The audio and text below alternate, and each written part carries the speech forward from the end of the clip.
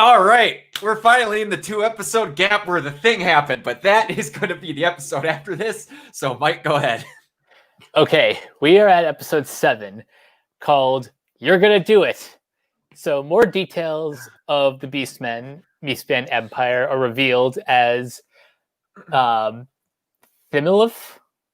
one of the four divine generals of the Spiral King, arrives to support Viral's Enki with the massive mobile gunman fortress, the Dai Gunzun. Seizing the opportunity to land a great victory, Kamina and Simone pilot the Gurren Lagann against seemingly overwhelming odds. And I think this is the first time that we've seen a completely unhinged Kamina.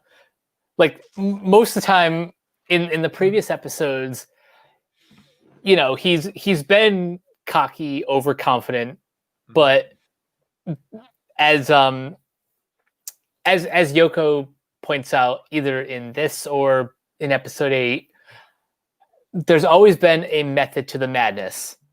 This is the first time that it's only been madness. Yep. Getting themselves exploded just to get on the top deck because there was no other way to get up there. Yeah. But, so what I was going to say was about seeing people again. Cavalry finally starts arriving on their side versus the other way around. When I saw that scene, I was thinking to myself, wait, they did this like 13 or 12 years before Endgame. It makes me happy. It makes me happy. It's not many things where it's like they get the stragglers, but then there's not many. They're like, you might hear from them again, and then they're all just they're straight in there. And I'm gonna shut my mouth. It is so hard for me to not talk about other things, but go ahead.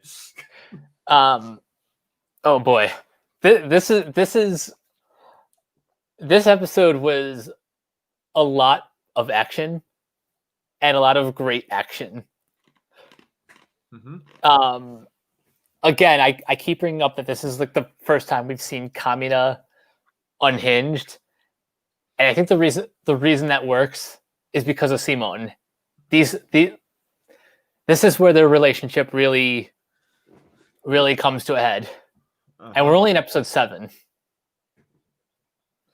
Yeah, it's the first time where it's always like there's always like a cool name with their attacks. This is the first time where when he named an attack, it was the most pissed off thing I've ever heard him say.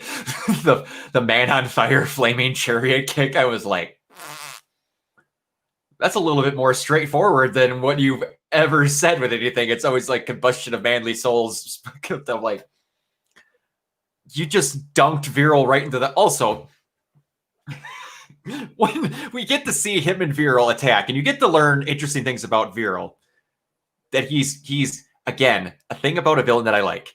They do almost every cliche, or I want to say plotting point for everything that I always liked. You have a villain that has a honor code. They're normally not done well, but to me, Viral is still a douchebag that somehow has an honor code, and I believe it. It doesn't seem like a forced plot device.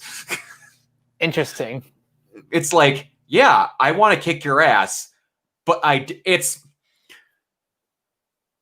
in a way kind of like Goku, but not, to where Viral knows he can kill you, but he wants to wait till you're ready. And he doesn't want to just blat you when you have a more powerful weapon sitting beside you. It's more of a pride thing versus a fairness thing. He wants to be more proud that he kicked your ass when you're more powerful versus wanting a fair fight for you to be more powerful. He's also extremely petty. Like one of the first things he says when they're reunited is, "Give me back my crown. Give me back my crown, you asshole." It's so obsessive. That was the one thing where I'm like, how about you kick his ass because he tore part of your government apart? You don't need that back. It's like, How about you just kill him and then they're no longer a problem? You're never just like, I need to kill you. No, I want my damn helmet back. I'm like, you're such a petulant child. But that's what makes him such a fun antagonist. And I can only call him antagonist, not villain, because he's intimidating, sure, but he's not quite the level of what I'm imagining now in my head is the Spiral King. The Spiral King is the baddest badass that ever badassed. Once you see him, he is one of the, like, you see these shows and then you're kind of like, all right, he's probably the bad guy because of how he's drawn. When you see how they draw the guy, I won't say his name, but when you see how they draw the Spiral King, you're like, okay, yeah, that's the final boss kind of guy. Yep, they drew him to look intimidating. Yep, that's him. And but yeah, like you said, you got to meet Timoth. And now this is the point where I kind of wanted to see where we're getting above where it was like, you just had a gunman, then you had Viral, and Viral is kind of like, here, now you know what I was trying to get at, where he's got his 4 generals. Mm-hmm. And it's not you don't get to meet whatever. You eventually will meet all 4 of them. And they all have their own little specialties that make them different. And as you got to see, Timoth had the Daigunzen. There's some stuff about that is just plot device weirdness.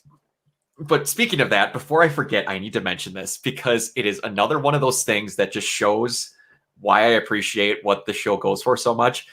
They're about to fight, and Yoko and everybody else is just pissed. Like you said, Kamina is unhinged, and they need to stop. And then all of a sudden, both of them are like, no, we're going to kill that thing. Simone, we're taking that thing down. And then they both just get super pissed. And then all of a sudden, the spiral energy starts whirling, and the leg fixes itself. And Simone goes, what the hell? It just repaired itself. And the reason is fighting spirit. And then the camera shuts back down. Just like, okay, that was, don't worry about it. It doesn't need to make sense. I'm surprised that's not a meme. I'm surprised it's not either. Because you think that would be everywhere. You would think. There is a lot of memes that get out of here. And here is I'm probably going to say this once an episode because I'm watching these a lot more now that I'm actually doing a review of it. There is one thing that I noticed in this episode that I've never noticed in my multiple other times watching it. The blonde black sibling, and I'm going to not even attempt to do it because I always screw their names up. I never realized that after Timoth comes through with the Daigunzen and he's looking at all of his targets, that out of all the 6 cameras, there is one camera in the bottom right that is fixated right on her breasts. Oh, wow. I never noticed that in all the other times I watched it. Just like, what is that? Is that Kina? Oh, yep, that's her. But one thing I wanted to ask, since technically you see them in the episode after this, it's not a spoiler or anything. Which one of the newer gunmen do you like the most? Ooh, good question. There is Keaton's, there is Dayaka's, the gunship looking one, the one with the kind of like the gorilla arms. There's the runner, and then there's Jurgun and Balinbos, which I cannot remember what the thing's called. But yeah, which one do you think you like? Well, out of the limited that we've seen, which one do you think you like the most, design-wise, anyway? I think the gorilla arms is probably the funniest looking one. It reminds me of like what what's his name? I can't think of the evil kid off Toy Story. The first one. Sid. It reminds me of, I've always thought it would be something that Sid would make with the toys because it's got like the weird deformed, like taped on limbs. Yep. I was like, that is totally something he would make. That's not my favorite though. I think my favorite is either the gunship or Keaton's. Keaton's. Oh man, that star it's so clearly that is a type of thing that they wanted, and that looks exactly like a Digimon. I can't remember. It's not called Starmon either. I have the thing in my head. I just can't think of what it is. But yeah, that'll be another Digimon screw up that I have. Anyway, there were other things to talk about in this. And I was wrong once again. I noticed this. I totally forgot, and it is slipping my mind more that Yoko actually did use that pistol again. I swore in the last episode that was the only time she used it, but I was wrong. What was the other thing I wanted to mention? Oh, it's just before we talk about more serious things in this one. They pull the kind of thing with the combining thing with Lagann. Lagann is always good at stupid finisher punchlines where they go through the entire cast talking about how giant the Ty Gunson is. And then Leron's just, oh, it's making me blush. Lagann is the best. He is, and I'm so glad Steve Bloom got the voice in. But anyway, I'm talking more than you are. Go ahead. Okay, so I have a question. So we see the Dai Gunzan, and when it's first introduced, they mentioned that is the base, but something about that just doesn't seem quite right. That's not. Go ahead. That's they say that's the base, but we've only met one of the four generals. So is it like, do all four generals have like their own Dai Gunzan, and together that's the base? No, they mentioned it kind of in the episode, but it's only like 2 seconds. I will tell you, it is a gunman, but it is not theirs. It's the quote unquote the capital. Okay. It's just that is the launch point for the gunmen that they have been fighting. So when they traced it back to its launch point, that is where their base for those gunmen were. So yeah, each one of them has their own little Okay, yeah, that clears up a little bit. Yeah, it's and all of that starts coming real hard, real fast after this episode. You only have, like I said, 1 or 2, and then you start seeing everybody, and I mean everybody real fast, because they start realizing that Team Gurren's a threat, and it just goes. But yeah, I have to ask, were you expecting to see something outside of the jokey bathhouse gunman, obviously, because I keep forgetting just how damn big that thing was. Were you expecting to see a gunman that massive this early? Not necessarily. I mean, I should have guessed that after the bathhouse, yeah, things were gonna start getting escalated, but we're only in episode 8. Like we're not even in like the double digits yet. Nope. And it's just getting, like I keep saying, it's gonna keep getting stupider. It mellows out sometimes, but it still spikes. But yeah, that is and is very much kind of like a Team Rocket squad of generals you'll start to fight. You know, they all have their own distinct anime. Like, these are the 4 personalities most anime villains have, but they have their own flair to them, which is what I appreciate. They take the very simplistic stuff of what you like. Like I said, this is a parody show, so that you're taking the main subjects of what you have in a lot of these animes and doing their own little twist on it. But you always know, okay, that's what they were going for. And Tim Elf was the most basic, I'm an evil guy, but I'm slightly more important than all the evil people you've been fighting up until this point. And you get to see him on screen for this episode, the next one. So I think he's had a collective 10 minutes of screen time. About, yeah.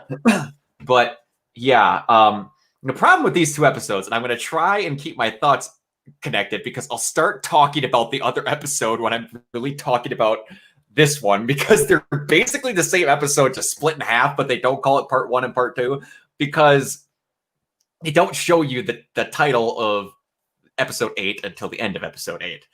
I think that's the only episode that they do that with in the show. I believe. Don't quote me, but I believe. I think so. I even noticed that when episode 8 was starting. Like, I'm like, wait, shouldn't we have seen the title by now? And then Yep. and then like, yeah, it once like a few minutes went by, I'm like, oh no. Yeah, because you see the eye catches, and then you're like, you should have saw the title by now. But anyway, and that's another weird thing. Like I've said, if you look at the episode titles on Netflix, they are inaccurate. and we'll get to that when we get to there, but they're either a few words added on or it's literally a different thing. And I don't know if that's to hide spoilers, but the description is in the episode, even though it's a different title, is still a giant spoiler. But anyway, this episode stops. Man, I'm sure hard to think because if you just watch both of them back to back to the same freaking episode, it stops basically right before they're going to attack, and they have the big game plan and everything. But anyway, for this episode, since we basically talked about everything, it was just the fight and all that. What would you have done differently? I know in the next episode, you're probably going to have more to say on this, but as far as this one goes. Honestly, for what this was, which was literally just a big ass action scene, but also some important plot details, I honestly wouldn't change anything. This is a very important episode, but also just on a pure visceral level, it's just so awesome. Mm-hmm. Like this is what you love about either Gainax or Studio Trigger, because like I said, this is basically proto Trigger. Mm-hmm. They figure out what their bread and butter is very quickly, and then they go to it. And like I said, we start going on. They literally ran out of money animating the show. And the further the show goes on, you get to see why. Like I said, when they're shooting the final episode, they openly said they almost went broke if they would have made another episode. But yeah, that was basically for this one. If we miss something, we're probably going to end up accidentally mentioning it in the next episode because, like I said, these two are very closely connected. They're only, like, I want to say in their time, a couple of minutes apart. Or like a day, if you count the night's sleep. Like probably, day, yeah. I should say. But yeah, anyway, Mike, where can everybody reach you? You guys can find me at Twitter and Instagram at Captain K482. Check out all my quick thoughts on letterboxd.com/CoachK482. Find me in all the various Facebook groups at my name. And check out Renegade Pop Culture, where you'll find this series and all my other podcasts on Anchor, Spotify, Apple Podcasts, all of those. And check out renegadepopculture.com. Need an escape? So do we. Yes, and we are going to be recording tomorrow a podcast for the review of The Boys, plus a couple other things, and that's going to date this one real hard, considering this is going to start getting further out because of how we record these in batches. But either way, that I'm looking quite forward to because I did not start watching The Boys until last week, and it's really good. I cannot wait to talk about The Boys once you finish. Yeah, and I can't mention it either. And I've heard a lot of good things about Anthony Starr's performance in the last two episodes. I'm about halfway through the second to last one. And I can't think of the actor's name. And I will mention this again when we get on the podcast, or remind me if I don't. The actor that plays Victor in Umbrella Academy. Can't think of the guy's name. But he has been cast to play Albert Wesker in the Resident Evil reboot. I tell you right now, I'm sure he will do great. He's a good actor. But if I could have my way, Anthony Starr would be Albert Wesker and not him.